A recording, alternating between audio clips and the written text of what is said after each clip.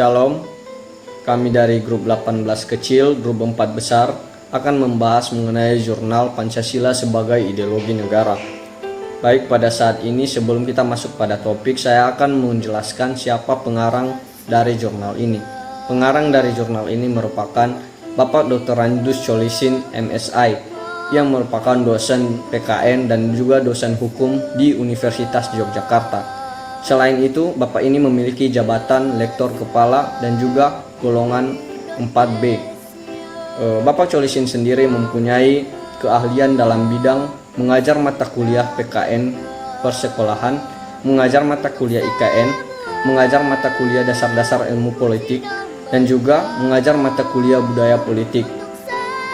Adapun riwayat pendidikan dari Bapak Cholisin ini, yaitu pertama, Bapak Cholisin mengambil S1 Civic Hukum PKN di IKIP Yogyakarta pada tahun 1983, dan Bapak Cholisin sendiri mengambil S2-nya di Unair Surabaya dengan mengambil ilmu sosial atau konsentrasi politik dan sosiologi pada tahun 2001. Dalam bidang pendidikan, Bapak Cholisin sendiri sudah banyak menerbitkan buku. Salah satunya yaitu Cholisin 2014 Ilmu Kewarganegaraan Yogyakarta yang diterbitkan oleh Ombak. Selain itu, Bapak Cholisin sendiri juga terkait dalam daftar file bidang penelitian, yaitu di mana salah satunya penelitian yang dilakukan oleh Bapak Cholisin itu peranan warga negara di bidang kehidupan sosial. Di jurnal kali ini adapun 3 rumusan masalah yang akan dibahas, yaitu yang pertama, Pancasila sebagai ideologi negara, yang kedua, permasalahan bangsa dewasa ini, dan yang ketiga, Pancasila sebagai ideologi negara dan relevansinya dengan masalah negara. Kenalkan, nama saya Starsona Sedia. Saya akan menjelaskan ulasan singkat mengenai isi jurnal. Permasalahan yang diangkat oleh penulis di dalam jurnal ini adalah mengenai Pancasila sebagai ideologi negara serta bagaimana relevansinya dengan kehidupan saat ini, yang merupakan karya dari Dr. Randus Cholisin, MSI. Tujuan penulis di dalam menulis jurnal ini yaitu supaya para pembaca dapat mengetahui bahwa Pancasila itu merupakan ideologi negara Indonesia dan bagaimana relevansinya dengan kehidupan saat ini di dalam menghadapi setiap perubahan zaman yang terjadi. Penelitian ini menggunakan teori-teori yang sangat relevan untuk mendukung analisis yang dihadapi oleh Pancasila.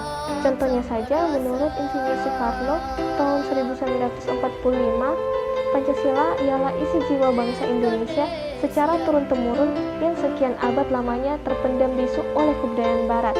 Lalu menurut Surjanto Puswardojo tahun 1991, pengertian ideologi adalah keseluruhan pandangan, cita-cita, nilai, dan keyakinan yang ingin diwujudkan dalam kenyataan hidup yang konkret. Lalu menurut Roger H. Soltau tahun 1951, di dalam bukunya An Introduction to Politics, pengertian negara adalah agen atau kewenangan yang mengatur atau mengendalikan persoalan-persoalan bersama atas nama masyarakat.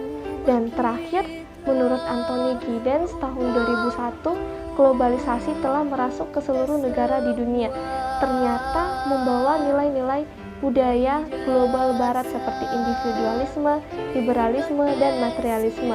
Oleh sebab itu, Pancasila sebagai ideologi negara yang merupakan keseluruhan pandangan cita-cita, nilai, dan keyakinan bangsa Indonesia diyakini mampu memberikan semangat dan arahan yang positif dalam menghadapi Indonesia dewasa ini. Perkenalkan, saya Maisin Bolon.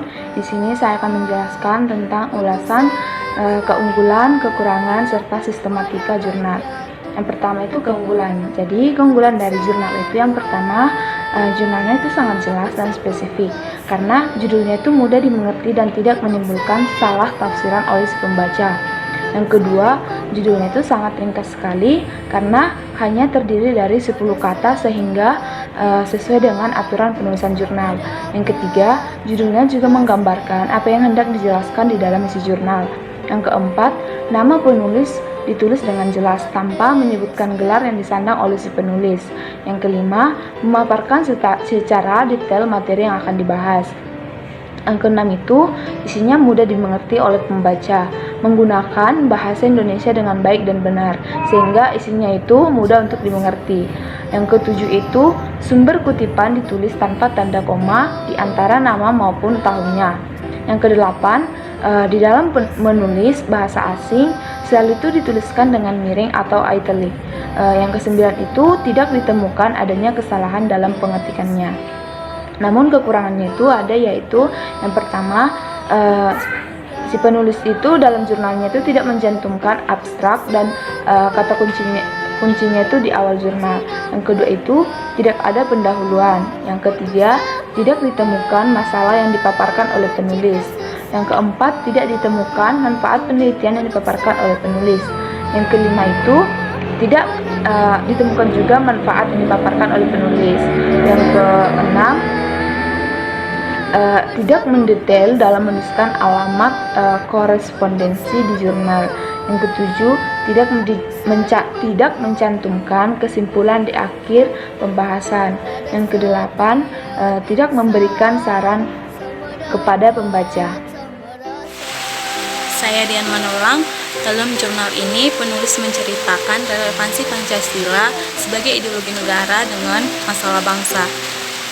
Dalam jurnal ini juga, penulis mengharapkan bahwa masyarakat Indonesia bisa memaknai Pancasila sebagai ideologi negara dan bangsa, dan juga sebagai nilai pemersatu kebudayaan, di mana setiap budaya di Indonesia harus menganut nilai-nilai Pancasila.